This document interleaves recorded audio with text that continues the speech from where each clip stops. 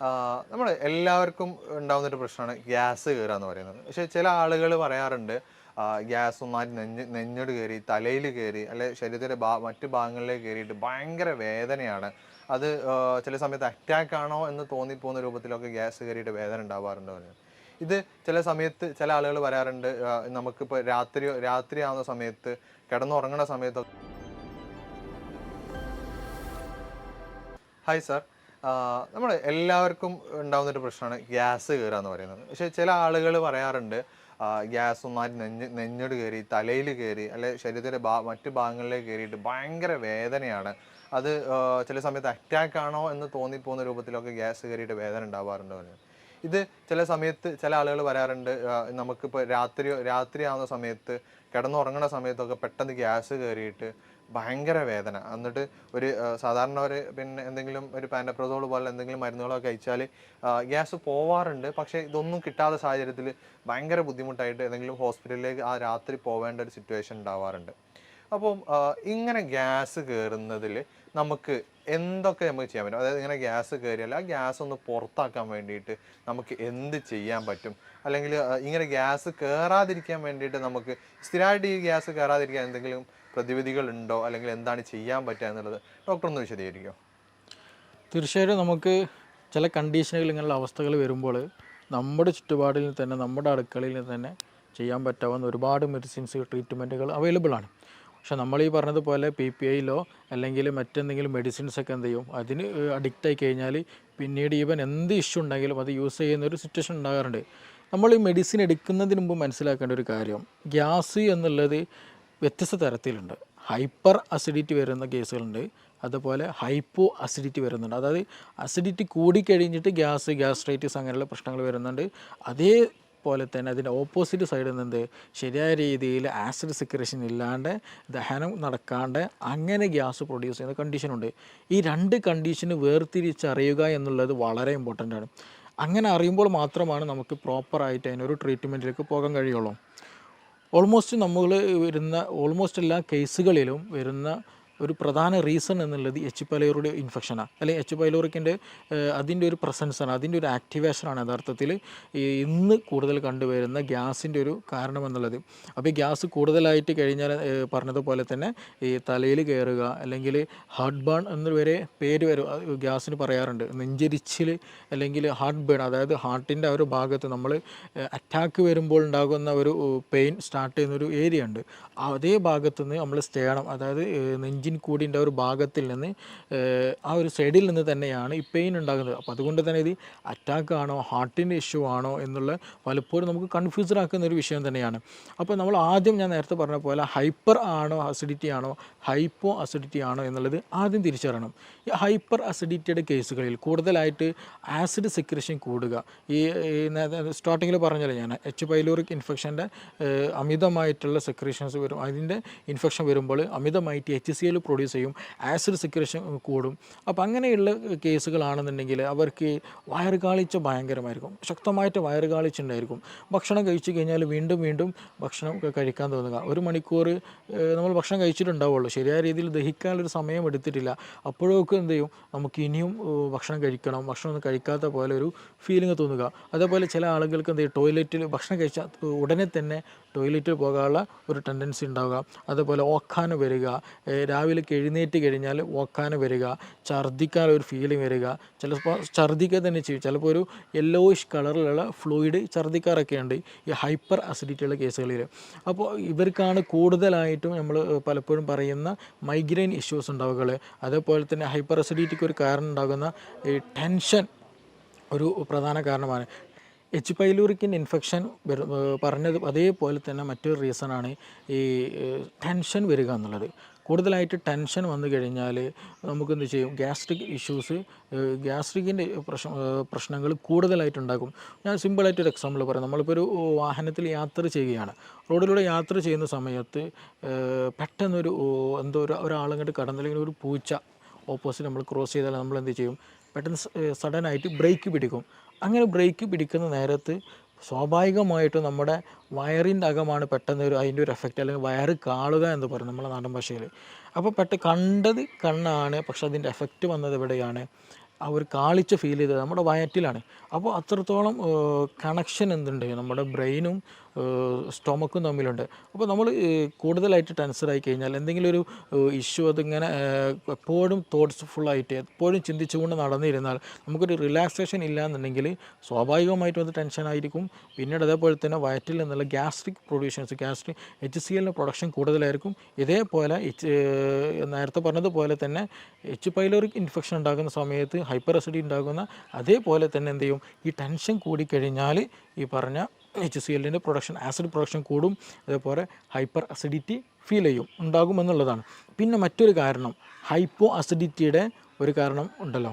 ഈ hypo acidity എന്ന് വെച്ചിട്ടുണ്ടെങ്കിൽ നമ്മൾ ഭക്ഷണം കഴിച്ചു കഴിഞ്ഞാൽ ശരിയായ ഒരു ദഹനം ഉണ്ടാവില്ല. ആസിഡിൻ്റെ ആ പേരിൽ തന്നെയുണ്ട്, ആസിഡിൻ്റെ അളവിൽ തോതിൽ കുറവും. അപ്പോൾ ആസിഡിൻ്റെ അളവ് വളരെ ഇമ്പോർട്ടൻ്റ് നമ്മൾ ദഹനം നടക്കണമെന്നുണ്ടെങ്കിൽ. അപ്പോൾ ഹൈപ്പോ അസിഡിറ്റി എന്ന് പറഞ്ഞാൽ ആസിഡിൻ്റെ അളവ് കുറയുക എന്നുള്ളതാണ്. അപ്പോൾ ഹൈപ്പോ അസിഡിറ്റി വന്ന പേഷ്യൻ്റെ കേസിൽ എന്താണെന്ന് വെച്ചിട്ടുണ്ടെങ്കിൽ ദഹനം ശരിയായി നടക്കില്ല, അത് ടൈം എടുക്കും. എസ്പെഷ്യലി നമ്മൾ പ്രോട്ടീൻ റിച്ച് ആയിട്ടുള്ള ബീഫോ ചിക്കനോ അങ്ങനെയുള്ള കഴിക്കുകയാണെന്നുണ്ടെങ്കിൽ സ്വാഭാവികമായിട്ട് ടൈം എടുക്കും. ആ ടൈം എടുക്കുന്ന സമയത്ത് ഒരു ഇൻഡൈജഷൻ ഉണ്ടായിരിക്കും, ശരിയായ രീതിയിൽ ദഹനം നടക്കില്ല, ഒരു ബാഡ് സ്മെല്ല് ഫീൽ ചെയ്യും, വയറ് വീർത്തതുപോലെയൊക്കെ ഫീൽ ചെയ്യുക, ശരിയായ രീതിയിൽ ശോധന ഉണ്ടാകില്ല. ആ സമയത്ത് നമുക്കിത് ഓക്കാനം വരിക, ഛർദ്ദിക്കാൻ വരിക, വയറ് വീർത്ത പോലെ വരിക, ക്ഷീണം തോന്നുക, വിശപ്പില്ലാത്തൊരു അവസ്ഥ തോന്നുക, അങ്ങനെയുള്ള പ്രശ്നങ്ങളൊക്കെ ഇങ്ങനെയുള്ള ഹൈപ്പോ അസിഡിറ്റിയുടെ കേസുകളിൽ ഉണ്ടാകാറുണ്ട്. അപ്പോൾ ഇങ്ങനെ രണ്ട് തരത്തിലും എന്തുണ്ട്, അസിഡിറ്റി ഉണ്ടാകാറുണ്ട്. അപ്പോൾ ഹൈപ്പർ അസിഡിറ്റിൻ്റെ കേസിൽ അമിതമായിട്ടുള്ള ദഹനരസങ്ങളുടെ സാന്നിധ്യത്തിൽ ഉണ്ടാകുന്നതാണ്. ഹൈപ്പോ അസിഡിറ്റി എന്താ വെച്ചിട്ടുണ്ടെങ്കിൽ ഈ പറഞ്ഞതുപോലെ വേണ്ട രീതിയിലുള്ള ദഹനരസങ്ങൾ ഇല്ല എന്നുണ്ടെങ്കിൽ എന്ത് ചെയ്യും, ശരിയായ ദഹനം ഉണ്ടാകില്ല.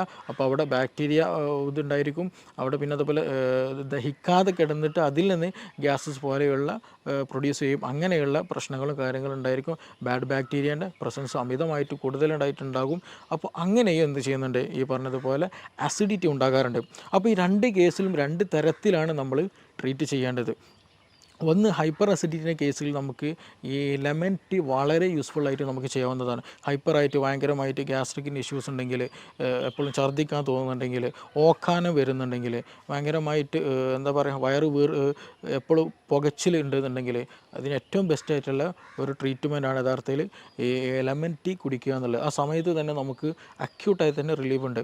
പിന്നെ അതേപോലെ തന്നെ ഈ ദഹിക്കാതെ ഞാൻ നേരത്തെ പറഞ്ഞല്ലോ, അത് ഹൈപ്പോ അസിഡിറ്റിൻ്റെ കേസിൽ അങ്ങനത്തെ കേസുകളിൽ വരുന്ന സമയത്ത് ഹൈപ്പോ അസിഡിറ്റിൻ്റെ കേസിൽ സമയത്ത് നമുക്ക് ഏറ്റവും ബെസ്റ്റ് വെളുത്തുള്ളി വളരെ യൂസ്ഫുള്ളാണ്. അതുപോലെ ഇഞ്ചി വളരെ യൂസ്ഫുള്ളാണ്. പിന്നെ ഗ്രാമ്പു, പട്ട പോലെയുള്ള മസാല കൂട്ടുകളുണ്ടല്ലോ, അത് നോർമൽ ലെവലിൽ നമ്മുടെ ഭക്ഷണത്തിൽ ചേർക്കുക, അത് വെച്ച് ചായ ഉണ്ടാക്കുക, അത് വെച്ചിട്ട് എന്തെങ്കിലുമൊക്കെ ഒരു ചെറിയ കഷായം പോലെ ഉണ്ടാക്കി കുടിക്കുന്നതൊക്കെ വളരെ ഹെൽപ്ഫുള്ളാണ്. നമ്മുടെ ഭക്ഷണം കഴിച്ചു കഴിഞ്ഞാൽ നമ്മൾ ജീരകം കഴിക്കുന്നതൊക്കെ യഥാർത്ഥത്തിൽ ആ ഒരു അസിഡിറ്റി പോകാനാണ്, ദഹനം കൂടാനും കൂടെ വേണ്ടിയിട്ടാണ്. അതേപോലെ തന്നെ നമ്മൾ ഭക്ഷണം കഴിച്ചു കഴിഞ്ഞാൽ ഏറ്റവും നല്ലത് കോൾഡ് ഡ്രിങ്കിനേക്കാളും ബെസ്റ്റ് സാധാ നോർമൽ വാട്ടർ അല്ലാന്നുണ്ടെങ്കിൽ ചൂടുവെള്ളം കുടിക്കുക എന്നുള്ളതാണ് ദഹനത്തിന് ഏറ്റവും ഹെൽപ്ഫുള്ളാകുള്ളത്.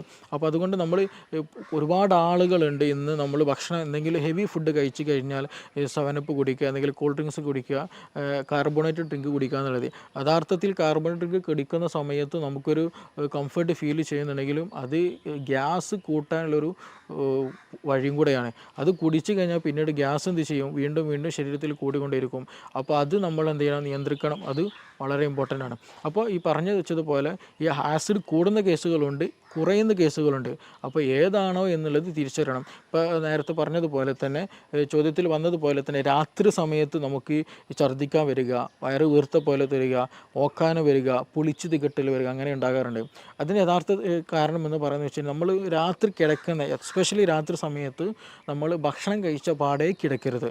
അങ്ങനെ കിടക്കുന്ന സമയത്ത് പലപ്പോഴും ഈ ഗ്യാസ്ട്രിക് ആയിട്ടുള്ള ഭക്ഷണം കഴിച്ച പാടേ കിടന്നു കഴിഞ്ഞാൽ ഗ്യാസ്ട്രിക്കിൽ ഏകദേശം ഫില്ലായിട്ടുണ്ടായിരിക്കും, അത്യാവശ്യം നല്ല ഫീൽഡ് കണ്ടീഷൻ ആയിരിക്കും. അപ്പോൾ അത് കിടക്കുന്ന സമയത്ത് എന്ത് ചെയ്യും, നമ്മുടെ ഈസോഫാഗസിലേക്ക് അന്നനാളത്തിലേക്ക് എന്ത് ചെയ്യും, ഈ ഗ്യാസ്ട്രിക് ഫ്ലൂയിഡ് വീണ്ടും റിട്ടേൺ അടിച്ചിട്ട് വരാനുള്ള സാധ്യത വളരെ കൂടുതലാണ്. അപ്പോൾ ഭക്ഷണം കഴിച്ച പാടെ എന്ത് ചെയ്യരുത്, ഒരിക്കലും കിടക്കരുത്. ഒരു അരമണിക്കൂറെങ്കിലും നമ്മൾ കുറഞ്ഞ് വെയിറ്റ് ചെയ്തതിന് ശേഷം ഒന്ന് വീട്ടിലൊക്കെ ഒന്ന് ചുറ്റുപാടും നടന്നു വന്നതിന് ശേഷം എന്ത് ചെയ്യുക, കിടക്കുന്നതാണ് ദഹനത്തിന് നല്ലത്, ഉറക്കം നന്നായി ലഭിക്കാനും നല്ലത്. അതുകൊണ്ടാണ് അങ്ങനെ അല്ലാണ്ട് നമ്മൾ അമിതമായിട്ട് ഭക്ഷണം കഴിച്ച് കിടക്കുമ്പോഴാണ് ഒരു സുപ്രഭാതത്തിൽ അല്ലെങ്കിൽ ഒരു പ്രത്യേക സമയത്ത് എന്ത് ചെയ്യും, നമുക്ക് ശക്തമായിട്ട് നെഞ്ഞുവേദന വരും, ഭയങ്കരമായിട്ട് പ്രശ്നങ്ങൾ ഉണ്ടായിരിക്കും. ഈ അറ്റാക്ക് ആണോ എന്നുള്ള തോന്നലുണ്ടായിരിക്കും. നമ്മൾ ഉടൻ തന്നെ ഹോസ്പിറ്റലിൽ പോകും, ഗ്യാസിൻ്റെ പ്രശ്നമായിരിക്കും ഉണ്ടാവുക. അപ്പോൾ അങ്ങനെ ഒരു ഇഷ്യൂ കൂടുതലായിട്ട് എസ്പെഷ്യലി നൈറ്റ് സമയത്ത് ഹോസ്പിറ്റൽ കേസുകൾ കൂടുന്നൊരു വിഷയം കൂടെയാണ്. അപ്പോൾ അങ്ങനെ കൂടുതൽ ആ ഒരു ഗ്യാസ്ട്രിക് ഇഷ്യൂസ് നൈറ്റിൽ കൂടാനുള്ള കാരണം അമിതമായിട്ടുള്ള ഭക്ഷണം എന്ത് ചെയ്യും, ഈ രാത്രിയിൽ കഴിക്കും. അത് കാരണമായിട്ട് ദഹനരസങ്ങൾ എന്ത് ചെയ്യും, ഗ്യാസ്ട്രിക് ദഹനരസങ്ങൾ നമ്മുടെ ഭക്ഷണം കഴിക്കുന്ന കുഴലിലേക്ക് അന്നനാളത്തിലേക്ക് എന്ത് റിട്ടേൺ വരും. ഏറ്റവും ഭാഗത്ത് അതിൻ്റെ സ്ഫിങ്ക്റ്റർ ഉണ്ട്, നമ്മുടെ അന്നനാളത്തിൽ നിന്ന് വയറ്റിലേക്ക് സ്റ്റൊമക്കിലേക്ക് കിടക്കുന്ന ഈസോഫാജിൽ സ്ഫിങ്ക്റ്റർ വരുന്നുണ്ട്. ആ സ്ഫിങ്ക്റ്റർ എന്ത് ചെയ്യും, ശരിയായ രീതിയിൽ അവിടെ ക്ലോസ് ആകില്ല. അപ്പോൾ അതിൽ നിന്ന് എന്ത് ചെയ്യും, ചെറിയ ലീക്കേജ് നമ്മുടെ ഇതിലേക്ക് വരും. അപ്പോൾ നമുക്ക് നല്ല നെഞ്ഞെരിച്ചിലുണ്ടാവും, പുകച്ചിലുണ്ടാക്കും, ഒരു പുളിച്ചത് കിട്ടുന്ന പോലെ വരും, ഛർദ്ദിക്കാൻ വരും, അങ്ങനെയുള്ള പല അസ്വസ്ഥതകളുണ്ടാകും. അപ്പോൾ എന്ത് തന്നെ വന്നാലും നമ്മൾ ഗ്യാസിൻ്റെ പ്രശ്നത്തിൽ നമ്മുടെ വീട്ടിൽ തന്നെ അതിനുള്ള മരുന്നുകളുണ്ട്. അപ്പോൾ കൂടുതൽ അതിന് എന്താണ് റീസൺ എന്നുള്ളത് ആദ്യം മനസ്സിലാക്കണം. ഹൈപ്പർ ആണോ ഹൈപ്പോ ആണോ എന്നുള്ളത് ആദ്യം മനസ്സിലാക്കണം. ഹൈപ്പർ ആണെങ്കിലും ഹൈപ്പോ ആണെങ്കിലും അതിൻ്റെ പിന്നിലുള്ള റീസൺ അത് ഇൻഫെക്ഷൻ ആണോ, ഇനി അതല്ല ഫുഡ് കൂടുതലായിട്ട് സ്പൈസസ് ഫുഡ് കഴിക്കുന്ന പ്രശ്നമാണോ, ഉറക്കമില്ലാത്ത പ്രശ്നമാണോ, ടെൻഷനാണോ, ഏതാണോ അതിനുള്ള റീസൺ എന്ന് ഫൈൻഡ് ഔട്ട് ചെയ്തതിന് ശേഷം അതിന് സ്പെസിഫിക് ആയിട്ടുള്ള ട്രീറ്റ്മെൻറ്റ് നൽകുക എന്നുള്ളതാണ് അതിന് ഏറ്റവും ബെസ്റ്റ് ആയിട്ടുള്ള പോൺ വഴി. അതാണ് നമ്മൾ സ്വീകരിക്കേണ്ടതും. ഒട്ടുമിക്ക ആളുകൾക്കും ഗ്യാസ് കയറാറുണ്ട്. ഭക്ഷണം കഴിച്ചില്ലെങ്കിലൊക്കെ നോർമലി ഗ്യാസ് കയറാറുണ്ട്. പക്ഷെ ചില ആളുകൾക്ക് ഇത് സ്ഥിരമായിട്ടുണ്ടാവാറുണ്ട്. ഭക്ഷണം കഴിച്ചാലും ശരിയാണ്, അല്ലെ കഴിക്കുന്നതിൻ്റെ മുമ്പായിരിക്കും, ചിലപ്പോൾ കിടന്ന് ഉറങ്ങുന്ന സമയത്തൊക്കെ ആയിരിക്കും ഗ്യാസ് കയറുന്നുണ്ടാവുക. ഇങ്ങനെ സ്ഥിരമായിട്ട് ഗ്യാസ് കയറുന്ന ഈ ഒരു പ്രശ്നം നമുക്ക് പൂർണ്ണമായിട്ട് അല്ലെ ഒരു ശാശ്വതമായിട്ട് മാറ്റാൻ പറ്റുമോ? അല്ലെങ്കിൽ അത് ഈ പെട്ടെന്ന് ഈ ചില ഇപ്പോൾ പറഞ്ഞ പോലെ കിടന്നുറങ്ങുന്ന സമയത്തോ അല്ലെങ്കിൽ രാത്രിയൊക്കെ പിന്നുള്ള സമയത്തൊക്കെ ആണെങ്കിൽ, അല്ലെങ്കിൽ നമ്മൾ ഒറ്റയ്ക്ക് ആണെങ്കിൽ ആവുന്ന സമയത്തൊക്കെ ആണെങ്കിൽ ഇങ്ങനെ ഗ്യാസ് കയറി ബുദ്ധിമുട്ടാണെങ്കിൽ നമുക്ക് ആ സമയത്ത് തന്നെ ഈ ഗ്യാസ് കയറുന്ന ഇൻസ്റ്റൻ്റ് ആയിട്ട് പോകാൻ വേണ്ടിയിട്ട്, കയറിയ ഗ്യാസ് പെട്ടെന്ന് പുറത്തു പോകാൻ വേണ്ടിയിട്ട് നമുക്ക് എന്തൊക്കെ നമുക്ക് ചെയ്യാൻ പറ്റും? തീർച്ചയായിട്ടും നമുക്ക് നമ്മുടെ വീട്ടിനകത്ത് നിന്ന് തന്നെ ചില കോമ്പിനേഷനൊക്കെ ഉണ്ടാക്കി അടുക്കളയിൽ നിന്ന് തന്നെ നമുക്കെന്ത് ചെയ്യാം, ഗ്യാസിനുള്ള മെഡിസിൻസ് അതിന് അവൈലബിൾ ആണ്. അതേപോലെ തന്നെ ചോദ്യത്തിൽ വന്നതുപോലെ നമുക്കിതിന് പൂർണ്ണമായും മാറ്റാൻ പറ്റുമോ എന്നുള്ളതാണ്. ഒരുപാട് പേർക്ക് നമ്മുടെ ക്ലിനിക്കിൽ വരുമ്പോൾ ചോദിക്കുന്നൊരു ചോദ്യമാണ് ഗ്യാസിൻ്റെ ഇഷ്യൂ. അത് പലപ്പോഴും പറയില്ല, അതൊരു സൈലൻ്റ് ആക്കിയിട്ട് വെക്കും, അതൊരു സെക്കൻഡറി ആക്കിയിട്ട് പലപ്പോഴും വെക്കാറുണ്ട്. പക്ഷെ നമ്മൾ മനസ്സിലാക്കേണ്ട ഒരു കാര്യം, ഓൾമോസ്റ്റ് പല റീസൺസിന് പല അസുഖങ്ങൾക്കും കാരണം അതിൻ്റെ ബേസിക് ആയിട്ടുള്ളത് വയറാണ്. അപ്പോൾ അതുകൊണ്ടാണ് വയറ് കേട് വന്നത് കൊണ്ടാണ് യഥാർത്ഥത്തിൽ പല അസുഖങ്ങളും ഉണ്ടാകുന്നത്. അതിൻ്റെ വയറ് കേട് വന്നതിൻ്റെ ഒരു ലക്ഷണം മാത്രമാണ് ഗ്യാസ് എന്ന് പറയുന്നത്. ഇപ്പോൾ ഒട്ടുമിക്ക കേസുകൾ ബാക്ക് പെയിൻ ഉള്ള കേസുകളുണ്ടായിരിക്കും, കോൺസ്റ്റിപ്പേഷൻ ഉള്ള കേസ് ഉണ്ടാവും, പൈൽസ് വന്ന കേസുകളുണ്ടായിരിക്കും, അൾസറേറ്റീവ് കൊളൈറ്റിസിന് കേസുകളുണ്ടായിരിക്കും, ഈവൻ ഫീവർ ഉണ്ടായിരിക്കും, ഹെഡ് ഏക്കിൻ്റെ പ്രശ്നമുള്ളവരുണ്ടായിരിക്കും, ഇടയ്ക്കിടയ്ക്ക് allergic issues ഉള്ളവരുണ്ടായിരിക്കും, skin allergy ഉള്ളവർക്കുണ്ടായിരിക്കും.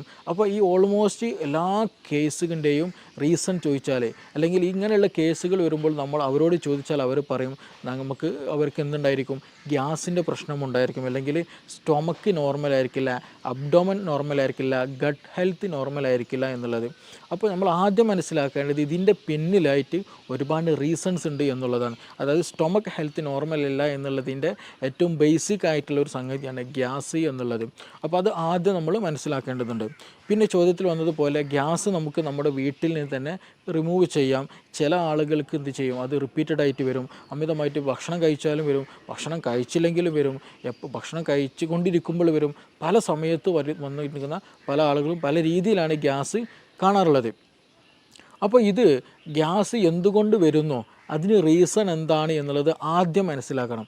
Gas രണ്ട് തരത്തിലുണ്ട് പ്രധാനമായിട്ടും. ഒന്ന് ഹൈപ്പർ അസിഡിറ്റിയിൽ വരുന്നുണ്ട്, ഹൈപ്പോ അസിഡിറ്റിയിൽ വരുന്നുണ്ട്. അപ്പോൾ നമ്മൾ എപ്പോഴും നോക്കണം ഹൈപ്പർ ആണോ അല്ല ഹൈപ്പോ ആണോ എന്നുള്ളത്. ഗ്യാസ് ഹൈപ്പർ അസിഡിറ്റിയിലും വരും, ഹൈപ്പോയിലും വരും. അപ്പോൾ നമ്മളെപ്പോഴും നമ്മുടെ സ്റ്റൊമക്ക് pH അല്ലെങ്കിൽ സ്റ്റൊമക്കിൻ്റെ കണ്ടീഷൻ എപ്പോഴും ഒരു ന്യൂട്രലായിട്ടാണ് കൊണ്ടുപോകേണ്ടത്. അപ്പോൾ അത് കൂടിയാലും പ്രശ്നമാണ്, കുറഞ്ഞാലും പ്രശ്നമാണ്. ഹൈപ്പർ അസിഡിറ്റിൻ്റെ കേസ് എടുത്ത് നോക്കാം. നമ്മൾ അമിതമായിട്ട് അങ്ങനെയുള്ള കേസുകളിൽ അമിതമായിട്ട് ക്ഷീണം തോന്നും, അമിതമായിട്ട് ചിലപ്പോൾ വയറുവേദന വരും, ഛർദ്ദിക്കാൻ വരും, ആൾ പറ്റ സ്കിന്നായിട്ടായിരിക്കും, ഭയങ്കര സ്കെൽറ്റലായിരിക്കും, കൂടുതൽ തടിയൊന്നും വെക്കൂല, ഇടയ്ക്കിടയ്ക്ക് ചിലപ്പോൾ ഭക്ഷണം കഴിച്ചാൽ പെട്ടെന്ന് വയറ്റുന്ന് പോകാൻ തോന്നും. അങ്ങനെയുള്ള പല അസ്വസ്ഥതകളും ഹൈപ്പർ അസിഡിറ്റിയിൽ കണ്ടുവരാറുണ്ട്. ഈ കേസുകളിൽ ഈ ഹൈപ്പർ അസിഡിറ്റി വരാനും ഒരുപാട് കാരണങ്ങളുണ്ട്. നമ്മൾ സ്പൈസി ആയിട്ടുള്ള ഫുഡുകൾ അമിതമായി കഴിക്കുക, കൂടുതൽ അസിഡിറ്റി കൂടിയ ഫുഡുകൾ, ഉപ്പിലിട്ടതൊക്കെ എന്ത് ചെയ്യുക, അമിതമായിട്ട് കഴിക്കുക, കൂടുതൽ ഉപ്പ് അടങ്ങിയിട്ടുള്ള ഭക്ഷണം കഴിക്കുക, പിന്നെ അതുപോലെ തന്നെ ടെൻഷൻ കൂടുതലായി ഉണ്ടാകുക, പിന്നെ അതുപോലെ എച്ച് പൈലോറിക്കിന് ഇൻഫെക്ഷൻ വരിക. അപ്പോൾ ഈ പറഞ്ഞ സാധനങ്ങളൊക്കെ ഏതെങ്കിലും ഒന്നുണ്ടെന്നുണ്ടെങ്കിൽ അത് നമ്മുടെ സ്റ്റൊമക്കിലുള്ള എപ്പിത്തീലിയൽ ലെയറിന് എന്ത് ചെയ്യും, ട്രിഗർ ചെയ്തുകൊണ്ടിരിക്കും. അവിടെയുള്ള HCl പ്രൊഡക്ഷൻ അത് എന്ത് ചെയ്യും, കൂട്ടാൻ കാരണമാകും. അപ്പോൾ HClൻ്റെ പ്രൊഡക്ഷൻ കൂടുക, ഗ്യാസ്ട്രിക് സെക്രീഷൻ കൂടിക്കഴിഞ്ഞാൽ സ്വാഭാവികമായിട്ടും അവിടെ ഗ്രാജ്വലി എന്ത് ചെയ്യും, അവിടെ ഇൻഫ്ലമേഷൻ വരും, അവിടെ ഇൻഫെക്ഷൻ വരും. അതിൻ്റെ കൂടെ തന്നെ അവിടെ ഗ്യാസ് പ്രൊഡക്ഷൻ കാരണം ഗ്യാസ് സൈറ്റ് ഇങ്ങനെ തികട്ടിയിട്ട് വരും. ചിലപ്പോൾ ഛർദി, വോമിറ്റിങ് വരും, ഛർദ്ദിക്കാൻ തോന്നും, ചിലപ്പോൾ നോസിയൻ്റെ അങ്ങനെ ഒരു ഫീലിംഗ് ഉണ്ടായിരിക്കും, തല ചുറ്റുന്നത് പോലെ തോന്നും, തലയിൽ എന്തോ ഹെവിനെസ് പോലെ, തലക്ക് കനമുള്ളത് പോലെയൊക്കെ തോന്നും. ഗ്രാജ്വലി ഇങ്ങനെയുള്ള ആളുകൾക്കാണ് എന്ത് പറയുക, തലയിൽ എന്തോ വെച്ചിട്ടുണ്ട്, അല്ലെങ്കിൽ മൈഗ്രെയിൻ പോലെയുള്ള ഒരു ഫീലിംഗ് വരെ ഇത് കാരണമുണ്ടാകും. അപ്പോൾ അതുകൊണ്ട് തന്നെ ചില ആളുകൾക്ക് ഭക്ഷണം ഈ കേസുകളിൽ, ഈ ഹൈപ്പർ അസിഡിറ്റിൻ്റെ കേസുകളിലാണ് കൂടുതൽ ആളുകൾ മൈഗ്രെയിൻ പോലും ഉണ്ടാകുന്നത്.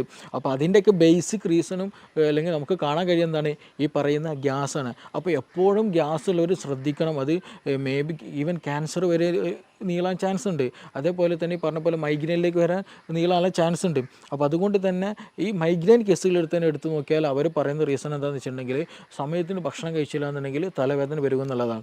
അപ്പോൾ സമയത്തിന് ഭക്ഷണം കഴിച്ചില്ല എന്നുണ്ടെങ്കിൽ എന്താണ് സംഭവിക്കുന്നത്, ഹൈപ്പർ അസിഡിറ്റി വരും. ഈ ഹൈപ്പർ അസിഡിറ്റി വന്നാൽ എന്ത് ചെയ്യും, തലവേദനയിലേക്ക് നയിക്കും എന്നുള്ളതാണ്. അപ്പോൾ അത് ഗ്രാജ്വലി എന്ത് ചെയ്യും, തലവേദനയിലേക്ക് നയിക്കും ഹൈപ്പർ അസിഡിറ്റി കാരണം എന്നുള്ളതാണ്. പിന്നെ മറ്റതേപോലെ തന്നെ റീസണാണ് ടെൻഷൻ വരിക എന്നുള്ളത്. എന്തെങ്കിലും ടെൻഷനായിട്ട് എന്തെങ്കിലും ഫ്യൂച്ചറിൽ അല്ലെങ്കിൽ പാസ്റ്റ്, ടെൻഷൻ എന്നുള്ള വിഷയം പറയുമ്പോൾ നമ്മൾ എപ്പോഴും ചിന്തിക്കേണ്ട ഒരു കാര്യമാണ്, ഈ വ്യക്തി എന്തായിരിക്കും, ഒന്നുകിൽ ഫ്യൂച്ചറിൽ എന്തെങ്കിലും ഡ്രീം കണ്ടിട്ടായിരിക്കും നീങ്ങുക, അല്ലെങ്കിൽ പാസ്റ്റിൽ എന്തെങ്കിലും ഇഷ്യൂ ഓർത്തിട്ട് ഞാൻ അങ്ങനെ ചെയ്തുകൊണ്ടല്ലോ ഇങ്ങനെ ആയത്, അന്ന് അങ്ങനെ ചെയ്യുകയാണെങ്കിൽ ഇന്ന് ഇങ്ങനെ ആവില്ലായിരുന്നല്ലോ, അങ്ങനെയൊക്കെ ചിന്തിച്ചുകൊണ്ടിരിക്കും. ഫ്യൂച്ചറിലുള്ള ആളെങ്കിലോ എനിക്ക് 2 കൊല്ലം കഴിഞ്ഞിട്ട് ഇത് എക്സാം പാസ്സാവണം, അല്ലെങ്കിൽ വീട് വെക്കണം, മകളെ കെട്ടിക്കാനുണ്ട്, കടം കൊടുക്കാനുണ്ട്, ഇപ്പോഴൊന്നല്ലേ 2 വർഷം 5 വർഷം 10 വർഷം ശേഷമായിരിക്കും. പക്ഷെ ആ ഒരു ചിന്തയിലായിരിക്കും എല്ലാ വർക്കുകളും. ഈവൻ ഉറങ്ങാൻ പോകുമ്പോഴും ഉണർന്നെണീക്കുമ്പോഴും ആ മൈൻഡ് സെറ്റിലായിരിക്കും. അപ്പോൾ അത് ഗ്രാജ്വലി എന്ത് ചെയ്യും, ടെൻഷനായി മാറി പിന്നീട് എന്ത് ചെയ്യും, നമ്മുടെ വയറ്റിലുള്ള ഗ്യാസ്ട്രിക് സെക്രീഷൻ വല്ലാണ്ട് കൂട്ടിക്കളയും. ഞാൻ നേരത്തെ പറഞ്ഞതുപോലെ തന്നെ എന്ത് ചെയ്യും, നമ്മുടെ HClൻ്റെ ഒക്കെ പ്രൊഡക്ഷന് കൂട്ടിക്കളയും. അപ്പോൾ കൂടുതലായിട്ട് സ്റ്റൊമക്ക് സെക്രീഷൻസ് കൂടിക്കഴിഞ്ഞാൽ, HClൻ്റെ പ്രൊഡക്ഷൻ കൂടിക്കഴിഞ്ഞാൽ എന്ത് ചെയ്യും, ഇൻഫെക്ഷൻ വരും, ഇൻഫെക്ഷൻ വരും, മറ്റു പല അസ്വസ്ഥതകളുണ്ടാവും. നേരത്തെ പറഞ്ഞതുപോലെ അതും എന്ത് ചെയ്യും, ടെൻഷൻ കൂടുന്നതും മൈഗ്രെയിനിലേക്ക് നയിക്കും എന്നുള്ളതാണ്. അതേപോലെ തന്നെയാണ് ഉറക്കം കുറഞ്ഞു കഴിഞ്ഞാലും ഇതുപോലെ നമ്മുടെ ഗ്യാസ്ട്രിക്കിൻ്റെ സെക്രീഷൻസ് കൂടും, നമ്മുടെ ബോഡി വളരെ തിന്നാക്കും, ഡൈജഷനെ അത് ബാധിക്കുന്നുണ്ട്. അപ്പോൾ ഉറക്കം കുറഞ്ഞു കഴിഞ്ഞാലും നേരത്തെ പറഞ്ഞതേപോലെ തന്നെ എന്താണ്, ഈ മൈഗ്രെയിൻ്റെ ഇഷ്യൂ കാണാറുണ്ട്. അപ്പോൾ ഇതിൻ്റെയൊക്കെ ഈ ഗ്യാസ്ട്രിക് സെക്രീഷൻ കൂടുന്ന കണ്ടീഷനാണ് ഈ പറഞ്ഞിട്ടുള്ള ഫുഡ്, സ്പൈസി ആയിട്ടുള്ള ഫുഡ്, കൂടുതൽ അസിഡിറ്റി കൂടിയിട്ടുള്ള ഉപ്പിലിട്ടത് കഴിക്കുന്നത്, അതേപോലെ ടെൻഷൻ വരുന്നത്, അതേപോലെ എച്ച് പൈലോറിക്കിൻ്റെ ഇൻഫെക്ഷൻ വരുന്ന കണ്ടീഷനുകളൊക്കെ അതിൽ വരുന്ന കാറ്റഗറിയാണ് ഹൈപ്പർ അസിഡിറ്റി എന്നുള്ള കാറ്റഗറി. അപ്പോൾ ഇങ്ങനെയുള്ള കേസുകൾ നമുക്ക് നോർമലി ആയിട്ടുണ്ടെങ്കിൽ നമുക്ക് എന്ത് ചെയ്യാന്ന് വെച്ചാൽ, ഒന്ന് സിമ്പിളായിട്ട് ചെയ്യാൻ പറ്റാവുന്ന ഒന്നാണ് ഈ ലെമൺ ടീ കുടിക്കുക എന്നുള്ളത്. നല്ല ഇഷ്യൂസ് ഉണ്ടെങ്കിൽ, ഇപ്പോൾ നിങ്ങൾക്ക് മൈഗ്രെയിൻ്റെ ഇഷ്യൂ ഉണ്ട്, ഗ്യാസ്ട്രിക്കിന് ഭയങ്കര അസ്വസ്ഥത, ഛർദ്ദിക്കാൻ തോന്നുന്നു, അല്ലെങ്കിൽ ഒരു അസ്വസ്ഥത ഫീൽ ചെയ്യുന്നുണ്ടല്ലോ, ആ ഒരു സമയത്ത് തന്നെ ഒരു ഗ്ലാസ്സിൽ ഒരു എന്താ ചെയ്യുക, ചെറിയ രൂപത്തിൽ ഒരു നാരങ്ങ കംപ്ലീറ്റ് നീരെടുത്തിട്ട് തന്നെ ഒരു ലെമൺ ടീ ഉണ്ടാക്കി കുടിച്ചാൽ വളരെ നല്ല റിസൾട്ടാണ്. ആ വോമിറ്റിംഗ് ടെൻഡൻസി, അതുപോലെ തലക്കൊരു കറക്കം, ഒരു തല ചുറ്റുന്നത് പോലെ ഫീൽ ചെയ്യുക, അതൊക്കെ ഒരു വിത്തിൻ മിനിറ്റ്സിനുള്ളിൽ തന്നെ നമുക്ക് ക്യൂറായിട്ട് നമുക്ക് കൊണ്ടുപോകാം. പക്ഷെ അത് ആ സമയത്ത് കറക്റ്റ് ടൈമിൽ തന്നെ ചെയ്യണം. ഈവൻ നല്ല ഇഷ്യൂവിലേക്ക് എത്തിക്കഴിഞ്ഞ് കഴിഞ്ഞാൽ അത്ര റിസൾട്ട് ഉണ്ടാകണമെന്നില്ല. അപ്പോൾ ആ ഒരു സമയത്ത് തന്നെ, അസ്വസ്ഥത തുടങ്ങുന്ന സമയത്ത് തന്നെ ചെയ്യുക. അതേപോലെ സമയത്തിന് ഫുഡ് കഴിക്കുക, ഹൈപ്പർ അസിഡിറ്റി വരാതെ നമ്മൾ പരമാവധി ശ്രദ്ധിക്കുക എന്നുള്ളതാണ്. പിന്നെ ഇത് ഹൈപ്പർ അസിഡിറ്റിയുടെ കേസിലാണ്. മറ്റൊരു കേസുണ്ട്, രണ്ടാമത് ഹൈപ്പോ അസിഡിറ്റി എന്നുള്ളതാണ്. ഈ ഹൈപ്പോ അസിഡിറ്റിയുടെ കേസിൽ സിമ്പിളായിട്ട് പറഞ്ഞാൽ ഇങ്ങനെ തിരിച്ചറിയാമെന്ന് ചോദിച്ചാൽ, ചില ആളുകൾ ഭക്ഷണം കഴിച്ചു കഴിഞ്ഞാൽ ഒരു ഖനം പോലെ ഉണ്ടാകും, വയറെന്തോ ഫില്ല് കഴിഞ്ഞ പോലെ. രാവിലെ ഭക്ഷണം കഴിച്ചതായിരിക്കും, വൈകുന്നേരമായിട്ട് പോലും വിശപ്പില്ല, അല്ലെങ്കിൽ ദാഹമില്ല, അങ്ങനെ ഒരു ഫീലിങ്ങേ പോലും തോന്നുന്നില്ല എന്നുള്ളതാണ്. അതേപോലെ തന്നെ ഇവർക്ക് ഉണ്ടാകും വയറ്റിന് ശരിയായ രീതിയിൽ ശോധന ഉണ്ടാകില്ല. അപ്പോൾ ഇങ്ങനെയുള്ള കേസുകൾ എന്താണെന്ന് വെച്ചാൽ, ഒരുപാട് സമയം എന്ത് ചെയ്യും, നമ്മൾ കഴിക്കുന്ന ഭക്ഷണങ്ങൾ ഇങ്ങനെ കെട്ടിക്കിടക്കും, വയറ് ശരിക്കും ദഹിക്കാണ്ട്. കാരണം എന്താണ്, ദഹിക്കണമെന്നുണ്ടെങ്കിൽ ഗ്യാസ്ട്രിക് സെക്രീഷന് ഒരു നോർമൽ ലെവലെങ്കിലും വേണം. അപ്പോൾ ആ നോർമൽ ലെവൽ പോലും ഇല്ലാണ്ട് കുറഞ്ഞ അളവിലാണ്.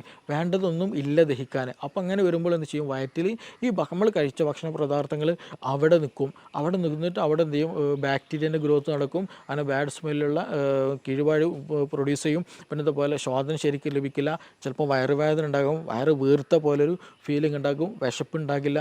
ഇങ്ങനെയുള്ളവർക്ക് എന്ത് ചെയ്യും, ഓക്കാനം പോലെയുള്ള അസ്വസ്ഥതകൾ ഉണ്ടാകാറുണ്ട്. അപ്പോൾ ഇങ്ങനെയുള്ള കേസുകൾ എന്താ വെച്ചാൽ ദഹനക്കുറവാണ്, അല്ലേ, ഹൈപ്പോ അസിഡിറ്റിയുടെ കേസുകളാണ്. അപ്പോൾ നമ്മൾ അതിന് ദഹനത്തെ പ്രൊമോട്ട് ചെയ്യണം. അവിടെ ദഹനം നടന്നാൽ കൂടുതലായിട്ട് HCl, ഗ്യാസ്ട്രിൻ പോലെയുള്ള പ്രൊഡക്ഷൻസ് കൂടിക്കഴിഞ്ഞാൽ ദഹനം സുഗമമായി നടക്കും, ഈ പ്രശ്നങ്ങളൊന്നും ഉണ്ടാകില്ല. അപ്പോൾ ആ ഒരു സമയത്ത് നമുക്ക് ഏറ്റവും ബെസ്റ്റ് നമ്മുടെ അടുക്കളയിലുള്ള സ്പൈസസ് ഉപയോഗിക്കുക എന്നുള്ളതാണ്. അത് കരുതി നല്ല ചുവന്ന മുളകിൻ്റെ പൊടി ഉപയോഗിക്കുക എന്നുള്ളതല്ല. നമുക്ക് മല്ലി വളരെ നല്ല മെഡിസിൻസാണ്. മല്ലി തിളപ്പിച്ച വെള്ളം കുടിക്കുക എന്ന് പറഞ്ഞാൽ നമ്മുടെ ഫീവർ, ഉള്ളിലുള്ള ഫീവർ, പനി ഉണ്ടെന്നുണ്ടെങ്കിൽ ചില ആളുകൾക്ക് മേലും കൈക്ക് കോച്ചി പിടിക്കുന്ന ഒരു ഇതുണ്ടായിരിക്കും, അതിന് നല്ലതാണ്. അതേപോലെ ഗ്യാസിന് വളരെ നല്ല റിസൾട്ടാണ് ഈ നമ്മൾ എന്ത് ചെയ്യുക, ഡെയിലി കുടിക്കുന്ന വെള്ളത്തിൽ എന്ത് ചെയ്യാന്ന് വെച്ചാൽ ഒരു കലത്തിൽ, ഒരു പാത്രത്തിൽ രാവിലെ എണീക്കുന്ന സമയത്ത് തന്നെ കുറച്ച് നമ്മൾ ജീരകവെള്ളം ഉണ്ടാക്കുന്ന അതേപോലെ തന്നെ എന്ത് ചെയ്യുക, കുറച്ച് മല്ലി ഇട്ടിട്ട് നന്നായിട്ട് തിളപ്പിച്ച് ആ തിളപ്പിച്ചാറിയ വെള്ളം എന്ത് ചെയ്യുക, ദാഹിക്കുന്ന സമയത്തും ഭക്ഷണം കഴിക്കുന്ന സമയത്തൊക്കെ എന്ത് ചെയ്യുക, ആ വെള്ളം ഇങ്ങനെ കുടിച്ചുകൊണ്ടിരിക്കുക. അത് ഗ്യാസ് നന്നാവാനും നന്നായിട്ട് പുറന്തള്ളാനും ദഹനം നന്നാകാനും ശോധനം കിട്ടാനൊക്കെ വളരെ വളരെ നല്ല ബെസ്റ്റ് റിസൾട്ട് ഉള്ളതാണ് ഈ മല്ലി, കൊത്തമ്പാലി അല്ലെങ്കിൽ ക്യുമിൻ എന്നുള്ള ആ സംഗതി. അപ്പോൾ അതെന്ത് ചെയ്യുക, വളരെയധികം നല്ല ബെനിഫിഷ്യലാണ്. പിന്നെ അതേപോലെ തന്നെ നമുക്ക് ചെയ്യാൻ പറ്റുന്നതാണ്, വീട്ടിൽ നിന്ന് ചെയ്യാൻ പറ്റാവുന്ന കാര്യമാണ് വെളുത്തുള്ളി കഴിക്കുക എന്നുള്ളത്. വെളുത്തുള്ളി ചുട്ട് കഴിക്കുന്നത്, പച്ചക്ക് കഴിക്കുന്ന പ്രശ്നമില്ല, അങ്ങനെയും ചില കഴിക്കാം. പക്ഷേ ഇതേ വെളുത്തുള്ളി എന്ത് ചെയ്യാണ്, ഹൈപ്പർ അസിഡിറ്റി ഉള്ളവർ ഉപയോഗിച്ചാൽ അവർക്ക് അസ്വസ്ഥത കൂടും, അവർക്ക് പല അസ്വസ്ഥതകളും ബുദ്ധിമുട്ടുകളും അവർക്ക് എന്ത് ചെയ്യും, ഫീൽ ചെയ്യാനുള്ള സാധ്യത വളരെ വളരെ കൂടുതലാണ്. അപ്പോൾ ഹൈപ്പോ അസിഡിറ്റിൻ്റെ കേസിലാണെങ്കിൽ മാത്രമാണ് ഈ വെളുത്തുള്ളി കൂടുതൽ എഫക്റ്റീവായിട്ട് ഫീൽ ചെയ്യുള്ളൂ, ദഹനം കൂടുതൽ പ്രൊമോട്ട് ചെയ്യുകയുള്ളൂ. പിന്നെ നമുക്കിതിൽ കൂടെ ഇഞ്ചി വളരെ നല്ലതാണ്. അപ്പോൾ ഇഞ്ചി, ഗ്രാമ്പു, പട്ട പോലെയുള്ള സ്പൈസസുകളൊക്കെ നമ്മുടെ ഭക്ഷണത്തിൽ ഉൾപ്പെടുത്തുക. അത് വെച്ചുള്ള കഷായങ്ങൾ, അത് അതേപോലെ തന്നെ ഭക്ഷണത്തിൽ ഉൾപ്പെടുത്തി കഴിക്കുന്നതൊക്കെ ദഹനം കൂട്ടാൻ വളരെ ഹെൽപ്ഫുള്ളാണ്. അപ്പോൾ അങ്ങനെയുള്ള സംവിധാനങ്ങൾ, അങ്ങനെയുള്ള മരുന്നുകളൊക്കെ എന്ത് ചെയ്യാന്ന് വെച്ചാൽ നമ്മുടെ ഭക്ഷണത്തിൽ മിങ്കിൾ ചെയ്തിട്ട്, അത് ഭക്ഷണത്തിൻ്റെ കൂടെ ഒഴിവാക്കാനുള്ളതല്ല, അത് ഭക്ഷണത്തിൻ്റെ ഒരു പാർട്ടാക്കി തന്നെ നമ്മൾ ഉപയോഗിക്കുകയാണെന്നുണ്ടെങ്കിൽ നമ്മൾ കഴിക്കുന്ന ഭക്ഷണം എന്ത് ചെയ്യും, ദഹിക്കാൻ കൂടുതൽ സുഗമമാക്കാൻ കഴിയും. ഇതിന് സ്ഥിരമായിട്ട് മരുന്നുണ്ടോ, ഇതെങ്ങനെ സ്ഥിരമായിട്ട് വരാതിരിക്കാൻ ശ്രദ്ധിക്കുക എന്നുള്ളത് ഒരു ചോദ്യം ചോദിക്കേണ്ടായി. അപ്പോൾ നമ്മൾ ഈ കേസിൽ ശ്രദ്ധിക്കേണ്ടത്, ഞാൻ നേരത്തെ പറഞ്ഞതുപോലെ ഇത് നമ്മൾ ദഹനവുമായി ബന്ധപ്പെട്ടതാണ്. അപ്പോൾ ഇതൊരു ലൈഫ് സ്റ്റൈൽ ഡിസീസാണ്. നമ്മൾ തോന്നിയ സമയത്ത് ഉറങ്ങുക, തോന്നിയ അതുപോലെ ജീവിക്കുക, തോന്നിയത് തിന്നുക എന്നുള്ള ഒരു കൺസെപ്റ്റ് നമുക്കിവിടെ ഒരിക്കലും പോസിബിൾ അല്ല ഈ ഹൈപ്പോ അസിഡിറ്റി ഉള്ളവർ. അപ്പോൾ നമ്മൾ ഭക്ഷണം സമയത്തിന് കഴിക്കുക, ആവശ്യത്തിന് കഴിക്കുക, ആവശ്യമുള്ള അളവിൽ കഴിക്കുക, ക്വാളിറ്റി ഉള്ളത് ക്വാണ്ടിറ്റി കുറച്ച് കൊണ്ട് എന്ത് ചെയ്യുക, കൂടുതൽ നല്ല രീതിയിൽ കഴിക്കുക എന്നുള്ളതാണ്. കഴിക്കുന്നത് നല്ല ക്വാളിറ്റി ഉള്ളതാകണം. ഒരുപാട് ചോറ് കഴിക്കുക എന്നുള്ളൊരു ടെൻഡൻസി ഒരിക്കലും പാടില്ല, അത് നമുക്ക് കൂടുതൽ ബുദ്ധിമുട്ടുകൾ ഉണ്ടാക്കുക എന്നുള്ളൂ. അപ്പോൾ ചെറിയ രൂപത്തിൽ അത്യാവശ്യം നല്ല രീതിയിലുള്ള സാധനങ്ങൾ മാത്രം കഴിക്കുക, സമയത്തിന് കഴിക്കുക, അമിതമാകാതിരിക്കുക. അതേപോലെ തന്നെ ഭക്ഷണം കഴിച്ച പാടെ ഉറങ്ങുന്ന ശൈലിയുണ്ട്, അപ്പോഴാണ് അപ്പോൾ എസ്പെഷ്യലി ഈ നൈറ്റ് ലൈഫ് ഇന്ന് കൂടിയൊരു കണ്ടീഷനാണ്. രാത്രി പുറത്ത് പോകലും അവിടെ നിന്ന് ഭക്ഷണം കഴിക്കലും, ഒരുപാട് ഭക്ഷണം കഴിച്ച് വരും, എന്നിട്ട് എന്ത് ചെയ്യും, നേരെ ബെഡ്ഷീറ്റിലേക്ക് കിടക്കും. രാത്രി സുപ്രഭാതത്തിലായിരിക്കും പെട്ടെന്ന് നെഞ്ഞുവേദന അല്ലെങ്കിൽ ഹാർട്ട് പെയിൻ. അതും ഈ നെഞ്ചരിച്ചിൽ എന്ന് പറയുന്ന ഗ്യാസിൻ്റെ ഒരു പെയിൻ, നമുക്ക് ഗ്യാസിൻ്റെ ഈ പെയിന് വരിക എന്ന് പറഞ്ഞിട്ടുണ്ടെങ്കിൽ നമ്മുടെ ഹാർട്ടിരിക്കുന്ന ഭാഗം ഉണ്ടല്ലോ, അവിടെ നിന്ന് തന്നെയാണ് ആ ഒരു പെയിന്, വേദന ഫീൽ ചെയ്യുക, തുടങ്ങുക അവിടെ നിന്ന് തന്നെയാണ്. അപ്പോൾ അതുകൊണ്ട് തന്നെ നമുക്ക് കൺഫ്യൂഷൻ ആയിരിക്കും, ഇത് എന്താണ്, ഹാർട്ട് അറ്റാക്ക് ആണോ, ഹാർട്ടിൻ്റെ ഇഷ്യൂ ആണെന്നുള്ളത്. നമ്മൾ ഉടൻ തന്നെ ഹോസ്പിറ്റലിൽ പോകും, ടെസ്റ്റുകളൊക്കെ നടത്തും, നോർമലായിരിക്കും, ഗ്യാസിൻ്റെ പ്രശ്നമായിരിക്കും. ഇങ്ങനെ കൂടുതലായിട്ട് ഇന്ന് രാത്രികളിൽ ഹോസ്പിറ്റലുകൾ വരവ് കൂടുതലാണ്. എന്താണ് ഇതിന് റീസൺ എന്ന് ചോദിച്ചാൽ നൈറ്റ് ലൈഫാണ്. കൂടുതലായിട്ട് രാത്രിയിൽ അമിത ഭക്ഷണം കഴിക്കും, ഭക്ഷണം കഴിച്ചിട്ട് അതേപോലെ വന്നിട്ട് ബെഡിൽ കിടക്കും എന്നുള്ളതാണ്. ഇവർക്ക് ഛർദ്ദിക്കാൻ വരും, പുളിച്ചത് കെട്ടൽ വരും, പിന്നെ അങ്ങനെയുള്ള പല അസ്വസ്ഥതകളും ഇവർക്കുണ്ടായിരിക്കും. അപ്പോൾ അത് വരാനുള്ള റീസൺ എന്താണെന്ന് വെച്ചാൽ നമ്മളെ ഭക്ഷണം ഫില്ലായി കഴിഞ്ഞിട്ട് എന്ത് ചെയ്യും, ബെഡിൽ വന്ന് കിടക്കുന്ന സമയത്ത് ഈ ഗ്യാസ്ട്രിക്കിലുള്ള കണ്ടൻറ്റുകൾ എന്ത് ചെയ്യും, വീണ്ടും റിഗർജിറ്റേഷൻ വരും. നമ്മുടെ ഈസോഫാഗസ്, അതായത് അന്നനാളത്തിലേക്ക് തന്നെ എന്ത് ചെയ്യും, മുകളിലേക്ക് തന്നെ വീണ്ടും റിട്ടേൺ അടിക്കാൻ തുടങ്ങും. അങ്ങനെ റിട്ടേൺ അടിക്കുമ്പോഴാണ് നമുക്കൊരു പുളിരസം തോന്നുക, ഛർദ്ദിക്കാൻ തോന്നുക, അങ്ങനെയുള്ള പല അസ്വസ്ഥതകളും തോന്നുക. അപ്പോൾ അങ്ങനെ അസ്വസ്ഥതകളുള്ളവർ അങ്ങനെ അസ്വസ്ഥത ഉള്ളവർക്കാണ് കൂടുതലായിട്ട് ഈ പറഞ്ഞതുപോലെ രാത്രി ഫുഡ് അമിതമായിട്ട് കഴിച്ചിട്ട് എന്ത് ചെയ്യും വന്ന് കിടക്കുന്നവർക്കാണ് ഈ പറഞ്ഞുള്ള രാത്രിയിലുള്ള അസ്വസ്ഥതകൾ കൂടുതലായിട്ട് കാണുന്നത്. ഇനി മറ്റൊരു ചോദ്യം ചോദിച്ചതുപോലെ തന്നെ ഇതിൽ ലൈഫ് സ്റ്റൈലൊക്കെ നോർമലാണ്, വേറെ പ്രശ്നങ്ങളൊന്നുമില്ല, കറക്റ്റ് ഭക്ഷണം കഴിക്കുന്നുണ്ട്, പക്ഷേ എന്നിട്ട് പോലും എന്ത് ഗ്യാസിന് അസ്വസ്ഥതകളുണ്ട്, ഛർദ്ദിക്കാൻ വരുന്നുണ്ട്, ചില സമയത്ത് അൾസറിൻ്റെ ഇഷ്യൂസ്, ഇടയ്ക്കിടയ്ക്ക് വായിലും മുറിവൊക്കെ വരുന്നുണ്ട്. തീർച്ചയായിട്ടും അതൊരു ഇൻഫെക്റ്റീവ് കണ്ടീഷനാണ്.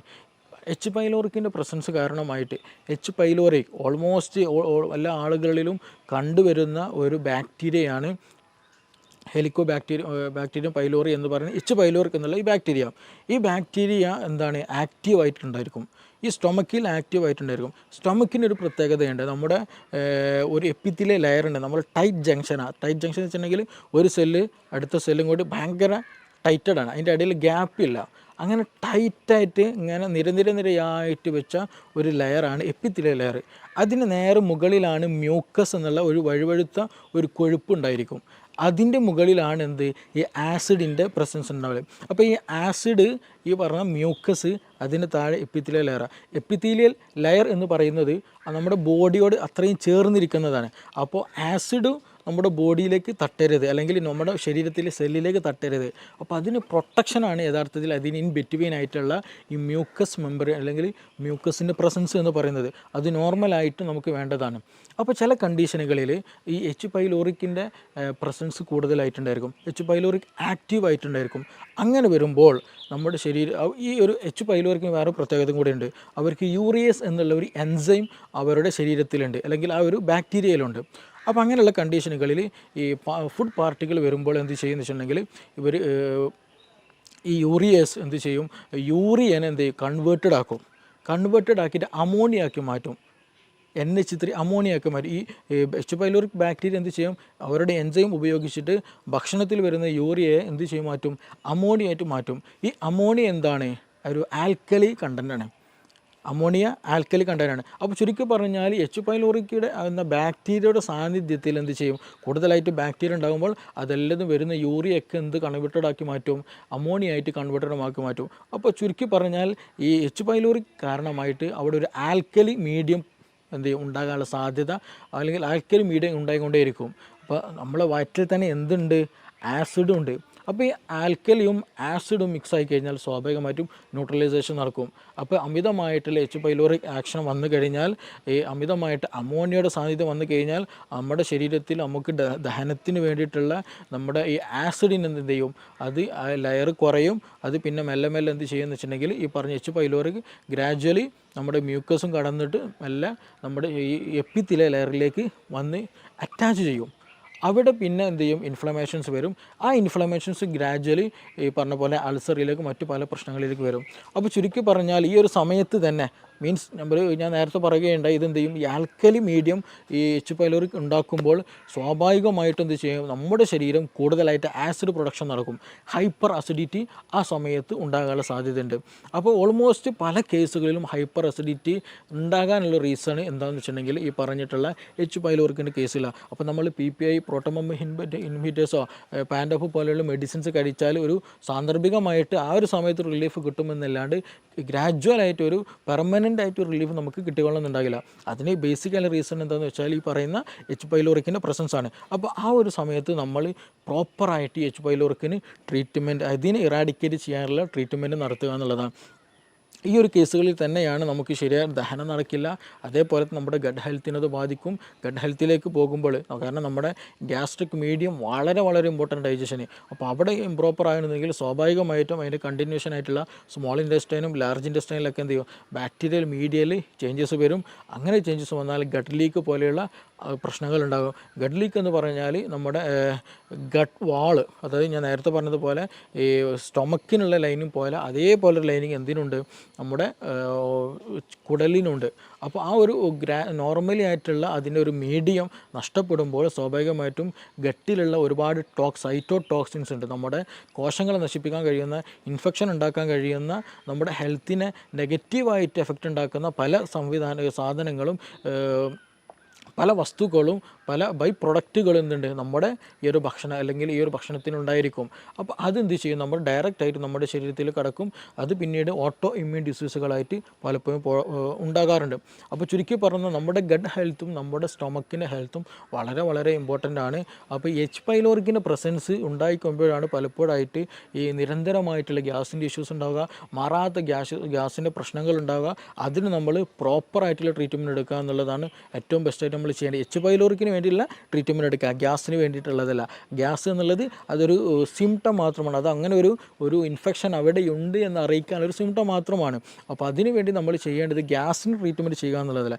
എച്ച് പൈലോറിക്കിൻ്റെ പ്രസൻസ് ഉണ്ടോ എന്നുള്ളതിനുള്ള ഒരുപാട് മെത്തേഡുകളുണ്ട്. ബേരിയം വീൽ എക്സ്റേകൾ ചെയ്യാവുന്നതാണ്. പിന്നെ അതേപോലെ തന്നെ യൂറിയ ബ്രീത്ത് ടെസ്റ്റുകളുണ്ട്. അപ്പോൾ അങ്ങനെയുള്ള ടെസ്റ്റുകൾ നടത്തിയാൽ തന്നെ ഓൾമോസ്റ്റ് നമ്മുടെ ഗ്യാസ്ട്രിക് കണ്ടീഷൻസ് നമുക്കറിയാം, അൾസർ ഉണ്ടോ എന്ന് നമുക്കറിയാൻ കഴിയും. അതുപോലെ ഈ പറഞ്ഞ എച്ച് പൈലോറിക്കിൻ്റെ പ്രസൻസ് ഉണ്ടോ എന്ന് അറിയാൻ കഴിയും. അങ്ങനെയൊക്കെ ടെസ്റ്റുകൾ നടത്തി അതിന് വേണ്ട ട്രീറ്റ്മെൻറ്റ് എടുക്കുക. അപ്പോൾ അതിന് ഇരട്ടി മധുരം നമ്മളെപ്പോഴും കേട്ടിട്ടുള്ള സംഗതിയാണല്ലോ ഇരട്ടി മധുരം. ഈ എച്ച് പൈലോറിക് ഇൻഫെക്റ്റഡ് ആയി കഴിഞ്ഞാൽ അതിന് ഏറ്റവും ബെസ്റ്റുള്ള ഒരു ഒറ്റമൂല്, അത് ഇരട്ടി മധുരം ഏറ്റവും നല്ല ബെനിഫിഷ്യലാണ്. അതേപോലെ തന്നെ ഈ ഹൈപ്പർ അസിഡിറ്റി കേസ് വന്നാൽ നമുക്ക് പ്രോബയോട്ടിക്കുകളും പ്രീബയോട്ടിക്കുകളായിട്ടുള്ള പ്രൊഡക്റ്റുകൾ യൂസ് ചെയ്യുന്നത് എന്താണ്, നമ്മുടെ ദഹനം നന്നാക്കാനും ആസിഡ് മീഡിയം നോർമലാക്കാനൊക്കെ നമുക്കത് ഹെൽപ്ഫുള്ളാണ്. അപ്പോൾ അങ്ങനെ ഒരു പ്രോപ്പറായിട്ടുള്ള ട്രീറ്റ്മെൻറ്റ് ചെയ്യുക എന്നുള്ളതാണ് ഏറ്റവും ബെസ്റ്റ്. നമ്മുടെ കേസുകളിൽ തന്നെ ഒരുപാട് കേസുകൾ നമ്മുടെ ക്ലിനിക്കിൽ തന്നെ വന്നിട്ടുണ്ട്. ഈ മൈഗ്രെയിൻ വന്ന കേസുകൾ മാറാത്ത 8, 10, 15 വർഷമായിട്ട് മൈഗ്രെയിൻ ഡോക്ടറെ മാറിയിട്ടില്ല എന്നുള്ളത്. അപ്പോൾ അവർ ചോദിക്കുമ്പോൾ നമ്മൾ അതിൻ്റെ ബേസിക്കിലേക്ക് പോകുമ്പോൾ ഹൈപ്പർ അസിഡിറ്റിയാണ് അവർക്ക് ഉണ്ടാവുക. ചില കേസുകൾ മൈഗ്രെയിൻ അവർ പറയുള്ളൂ, ഹൈപ്പർ അസിഡിറ്റി എന്നുള്ള കണ്ടീഷൻ തന്നെ അവർ പറയില്ല. പക്ഷേ അത് കാരണം അതിന് അഡാപ്റ്റഡ് ആയിട്ടുണ്ടായിരിക്കും. കാരണം ഹൈപ്പർ അസിഡിറ്റിക്കാളും കൂടുതൽ അവർക്ക് പ്രശ്നമായിട്ട് തോന്നൽ എന്താണ്, മൈഗ്രെയിൻ്റെ ഇഷ്യൂ ആയിരിക്കും. അപ്പോൾ പക്ഷേ ഈ ഹിസ്റ്ററി എടുത്ത് പോകുമ്പോൾ അവർക്ക് ഹൈപ്പർ അസിഡിറ്റി ആയിരിക്കും കൂടുതലായിട്ടുണ്ടായിരിക. അപ്പോൾ സ്വാഭാവികമായിട്ടും അവർക്ക് മോശം ക്ലിയർ ആയിരിക്കില്ല, ദഹനം ക്ലിയർ ആയിരിക്കില്ല. ഞാൻ നേരത്തെ പറഞ്ഞതുപോലെ ഗട്ട് ഹെൽത്ത് ബാഡായിരിക്കും, പ്രോപ്പറായിട്ട് നിലനിൽക്കില്ല. ആ കേസുകളിലൊക്കെ നമുക്ക് മെഡിസിൻ ഉപയോഗിച്ച് തന്നെ, മെഡിസിൻ മീൻസ് നമ്മുടെ വീടുകളിൽ ഉപയോഗിക്കാവുന്ന മെഡിസിൻസ് തന്നെ നൽകിയാൽ തന്നെ എന്ത് ചെയ്യും, നല്ല പ്രോപ്പർ ഒരു റുട്ടീൻ നമ്മൾ കീപ്പ് ചെയ്ത് തന്നെ ഒരു കണ്ടിന്യൂ ഒരു മെഡിക്കേഷൻ ഇല്ലാതെ നല്ല രീതിയിൽ തന്നെ നമുക്ക് എന്ത് ചെയ്യാം, ഈ മൈഗ്രെയിൻ പോലെയുള്ള കണ്ടീഷനൊക്കെ റിവേഴ്സ് ആക്കിയിട്ട് നമുക്ക് നോർമൽ ഹെൽത്തിലേക്ക് തന്നെ മാറ്റാൻ കഴിയുന്നുണ്ട്. അപ്പോൾ അതിൻ്റെയൊക്കെ ഒരു ബേസിക് എന്ന് പറയുന്നതാണ് യഥാർത്ഥത്തിൽ ഗ്യാസ് അല്ലെങ്കിൽ ഗ്യാസ്ട്രിക് ഇഷ്യൂ എന്നുള്ളത്. അപ്പോൾ ഇതിന് പ്രോപ്പർ ട്രീറ്റ്മെൻറ്റ് ഉണ്ട്, പ്രോപ്പർ വേ ഓഫ് ലിവിങ് ഉണ്ട്. അപ്പോൾ അത് ഏത് റൂട്ടിലാണോ ഏതാണോ പ്രശ്നം എന്നുള്ളത് ഐഡൻറ്റിഫൈ ചെയ്യുക എന്നുള്ളതാണ് ഫസ്റ്റ് നമ്മൾ ചെയ്യേണ്ടത്. അത് ഐഡൻറ്റിഫൈ ചെയ്തതിന് ശേഷം അതിന് പ്രോപ്പറായിട്ട് അതിനെ നമ്മൾ എന്ത് ചെയ്യണം, ഹൈപ്പർ പ്രശ്നമാണോ, ഹൈപ്പർ അസിഡിറ്റിൻ്റെ പ്രശ്നമാണോ, ഹൈപ്പോ അസിഡിറ്റിൻ്റെ പ്രശ്നമാണോ. ഹൈപ്പർ അസിഡിറ്റിൻ്റെ പ്രശ്നമാണെങ്കിൽ തന്നെ നമ്മുടെ ഡയറ്റിൽ അമിതമായിട്ടുള്ള എന്തെങ്കിലും എരിവ് കൂടിയതോ സോൾട്ടി ആയിട്ടുള്ളതോ അങ്ങനെയുള്ള എന്തെങ്കിലും ഉപയോഗിക്കുന്നതാണോ, ഇതിനകത്തിൽ ടെൻഷൻ എന്തെങ്കിലും ഉണ്ടോ, ഇതിനകത്തിൽ എച്ച് പൈലോറിക് ഇൻഫെക്ഷൻ തന്നെയാണോ, അങ്ങനെയുള്ളത് ഏതാണോ എന്നുള്ളത് ഡിഫറൻഷ്യേറ്റ് ചെയ്യണം. ഇനി ഹൈപ്പോ അസിഡിറ്റിൻ്റെ കേസിലാണെങ്കിലും ശരി, അവിടെയും എച്ച് പൈലോറിക്കിൻ്റെ പ്രശ്നം ഉണ്ടാകാറുണ്ട് ചില കേസിൽ. അപ്പോൾ അത് വന്നതാണോ, ഇനി അതല്ല വേറെ അമിത ഭക്ഷണമാണോ, നമ്മുടെ റുട്ടീനുള്ള പ്രശ്നമാണോ, അത് ഏതാണോ എന്നുള്ളത് നമ്മൾ കറക്റ്റ് ഐഡൻറ്റിഫൈ ചെയ്യേണ്ടതുണ്ട്. ചില കേസുകളിൽ ആസിഡ് അല്ലെങ്കിൽ പുളിച്ചുതക്കെട്ടിൽ വരും. ആർക്ക്, നല്ല തടിച്ച ഒരാൾക്ക് ഉണ്ടെങ്കിൽ, ഒബസിറ്റി കൂടുതലുണ്ടെങ്കിൽ, കൂടുതൽ ഓവർ ഈറ്റ് ഉണ്ടെങ്കിൽ, അങ്ങനെയുള്ള കേസുകൾ എന്ന് വെച്ചാൽ അവർക്ക് ഇടയ്ക്കിടയ്ക്ക് കിടന്നാൽ തന്നെ എന്ത് ചെയ്യും, പുളിച്ചുതക്കെട്ടിൽ വരും. കാരണം എന്താണെന്ന് വെച്ചിട്ടുണ്ടെങ്കിൽ എന്താണ്, അബ്ഡോമിനൽ പ്രഷർ കൂടുതലായിരിക്കും, വയറിൻ്റെ ഭാഗത്ത് പ്രഷർ വളരെ കൂടുതലായിരിക്കും. അപ്പോൾ ആ മുകളിലേക്കുള്ളൊരു തള്ളൽ കിടന്നാലും എന്ത് ചെയ്യും, ഫീൽ ചെയ്യും. അപ്പോൾ അങ്ങനെയുള്ളവർക്ക് എന്ത് ചെയ്യും, അതും വരാറുണ്ട്. അപ്പോൾ ആ ഒരു കേസിലൊക്കെ എന്താ വെച്ചാൽ നമ്മൾ ചെയ്യേണ്ടത് അതിന് വേണ്ടിയിട്ടുള്ള ട്രീറ്റ്മെൻറ്റ് എടുക്കുക എന്നുള്ളതാണ്. അപ്പോൾ ചുരുക്കി പറഞ്ഞാൽ ഇതിന് പ്രോപ്പറായിട്ട് തന്നെയുള്ള ട്രീറ്റ്മെൻറ്റ്. ഗ്യാസ് എന്നുള്ളത് ബേസിക് ആയിട്ടുള്ള ഒരു റീസണാണ്. ആ റീസണിൻ്റെ പിന്നിൽ നമുക്ക് ഒരുപാട് അസുഖങ്ങൾ ഉണ്ടായിരിക്കും. ആ അസുഖങ്ങളായിരിക്കും പലപ്പോഴും നമ്മൾ ഫോക്കസ് ചെയ്യുക. ഞാൻ നേരത്തെ പറഞ്ഞതുപോലെ ഒന്നെങ്കിൽ നമുക്ക് മൈഗ്രെയിൻ ആയിരിക്കും ഉണ്ടാവുക, അല്ലെങ്കിൽ സോറിയാസിസ് പോലെ സ്കിൻ ഡിസീസ് ആയിരിക്കും ഉണ്ടാവുക, അല്ലെങ്കിൽ അതിൻ്റെ ബാക്കിൽ എന്തെങ്കിലും ടെൻഷൻ്റെ എന്തെങ്കിലും ഇഷ്യൂസ് ഉണ്ടായിരിക്കും, ആങ്സൈറ്റി പോലെയുള്ള തലകറക്കം പോലെയുള്ള പ്രശ്നങ്ങളുണ്ടായിരിക്കും. ഇനി അതെല്ലാം മറ്റു സ്കിൻ ഡിസീസുകൾ പലപ്പോഴും അർട്ടിക്കേരി പോലെയുള്ള പ്രശ്നങ്ങൾ ഉണ്ടാകാറുണ്ട്, എക്സിമ പോലെയുള്ള പ്രശ്നങ്ങൾ ഉണ്ടാകാറുണ്ട്. അപ്പോൾ ഇതിൻ്റെയൊക്കെ ബേസിക് ആയിട്ട് വരുമ്പോൾ നമ്മുടെ ഗട്ട് ഹെൽത്താണ് ഇതിന് റീസണായിട്ട് വരിക. അപ്പോൾ അതിൻ്റെ ഒരു കാരണം അല്ലെങ്കിൽ ഗട്ട് ഹെൽത്ത് പ്രോപ്പർ അല്ല എന്ന് കാണിക്കാനുള്ള ഒരു സിമ്പൽ മാത്രമാണ് യഥാർത്ഥത്തിൽ ഗ്യാസ് എന്ന് പറയുന്നത്. അപ്പോൾ നമ്മുടെ ഗട്ട് ഹെൽത്ത് പ്രോപ്പറാക്കുക, നമ്മൾ പ്രോപ്പറായിട്ടുള്ള ഡയറ്റ് എടുക്കുക, പ്രോപ്പറായിട്ടൊരു നല്ല ബെനിഫിഷ്യലായിട്ടൊരു ലൈഫ് സ്റ്റൈൽ കീപ്പ് ചെയ്യുക എന്നുള്ളതാണ് ഇതിന് ഏറ്റവും ബെസ്റ്റ് ആയിട്ടുള്ള ഒരു മെഡിസിൻ എന്നുള്ളത്. അത് ഇന്ന് നമ്മുടെ ക്ലിനിക്കിൽ തന്നെ അവൈലബിൾ ആണ്. ഒരുപാട് ആളുകൾക്ക് അതുകൊണ്ട് ഒരുപാട് അസുഖങ്ങൾക്ക് ഗട്ട് ഹെൽത്ത് നോർമലാക്കിയതിൽ കൂടെ നമുക്ക് ട്രീറ്റ് ചെയ്യാൻ കഴിഞ്ഞിട്ടുണ്ട്. Okay, thank you.